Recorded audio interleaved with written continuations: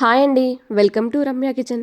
ఇవాటి మన వీడియోలో వచ్చేసి ఆలు బఠానీ కర్రీ అండి. ఈ కర్రీ బిర్యానీలోకైనా, చపాతీలోకైనా, పుల్కాలోకైనా, పలావ్లోకైనా సైడ్ డిష్గా చాలా బాగుంటుందండి. ఈ కర్రీ చేయడం కష్టమైన పనేం కాదండి. వంట రాని వాళ్ళు కూడా ఈజీగా చేసేయచ్చు ఈ కర్రీని. టేస్ట్ కూడా చాలా బాగుంటుందండి. ఈ కర్రీ బిర్యానీలోకి కాకుండా వేడివేడి అన్నంలో కూడా చాలా బాగుంటుందండి. ఈ కాంబినేషన్లో కర్రీ వండి చూడండి, మీరే అంటారు బాగుంది అని. ఇప్పుడైతే ఎలా తయారు చేయాలో ఈ వీడియోలో చూద్దామండి మనము. ఫస్ట్ మిక్సీ జార్ తీసేసుకోండి. దాంట్లోకి ఒక 2 టేబుల్ స్పూన్ల వరకు పల్లీలండి నేను వేయించి పొట్టు తీసి పెట్టేసుకున్నాను. పల్లీలు ఒక 2 నిమిషాల పాటు వేయించితే మనకు పొట్టు అనేది ఈజీగానే వచ్చేస్తుందండి. దీంట్లోకి జీడిపప్పు కూడా 2 టేబుల్ స్పూన్లు వేసేసుకోండి. ఇప్పుడు మెత్తగా పౌడర్ చేసి పెట్టేసుకోండి 2 కలిపి.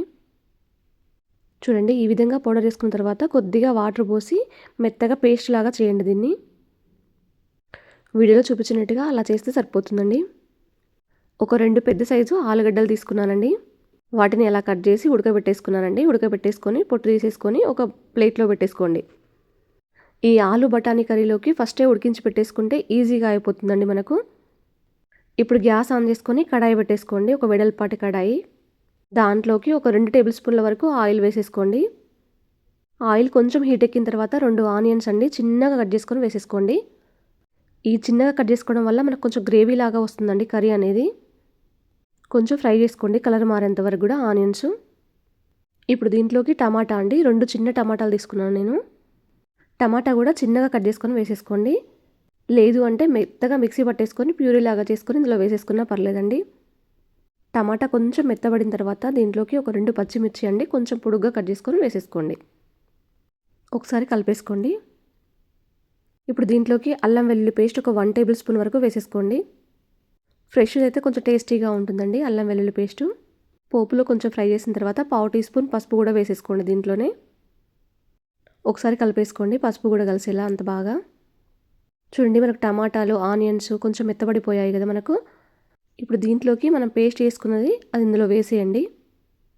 మీకు పల్లీలు ఈ పేస్ట్లో వద్దు అనుకుంటే గసగసాలు కానీ నువ్వులు కానీ పేస్ట్ చేసుకొని వేసేసుకోవచ్చండి. ఇప్పుడు దీంట్లోనే సాల్ట్ వేసేయండి. నేను ఒక 1 టేబుల్ స్పూన్ వరకు వేసుకుంటున్నానండి సాల్ట్ అయితే. అలాగే దీంట్లోకి కారం ఒక 2 టేబుల్ స్పూన్ల వరకు వేసేసుకోండి. కొంచెం స్పైసీ ఎక్కువ తినే వాళ్ళైతే ఇంకొంచెం ఎక్కువగా యాడ్ చేసుకోండి, ఒక 1/2 టీ స్పూన్ వరకు. ఇప్పుడు ఉప్పు కారం కూడా కొంచెం ఆయిల్లో ఫ్రై కానివ్వండి. మనం పేస్ట్ చేసుకున్నది కూడా కొంచెం ఆయిల్ అనేది పచ్చివాసన పోతుందండి కొంచెం ఫ్రై అయితే. ఇలా ఫ్రై అయిన తర్వాత ఆయిల్ కొంచెం పైకి రిలీజ్ అయిన తర్వాత ఇప్పుడు బఠానీ అనేది ఒక కప్పు వరకు వేసేయండి. వేసేసి ఒక నిమిషం తర్వాత ధనియా పౌడర్ ఒక 1/2 టీ స్పూన్ వరకు వేసేసుకోండి. గరం మసాలా ఒక 1/2 టీ స్పూన్.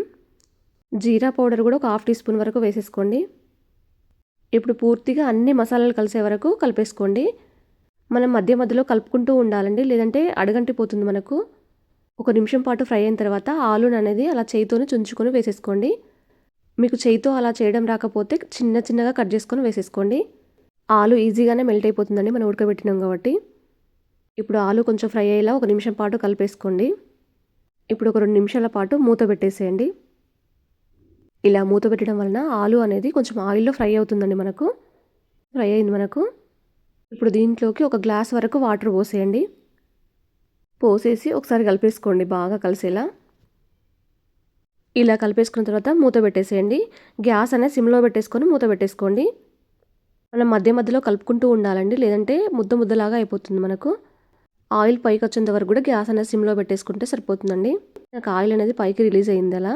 ఇప్పుడు చివరిగా కొత్తిమీర చల్లేసుకోండి దీంట్లోకి. నేను ఒక 2 టేబుల్ స్పూన్ల వరకు వేసానండి.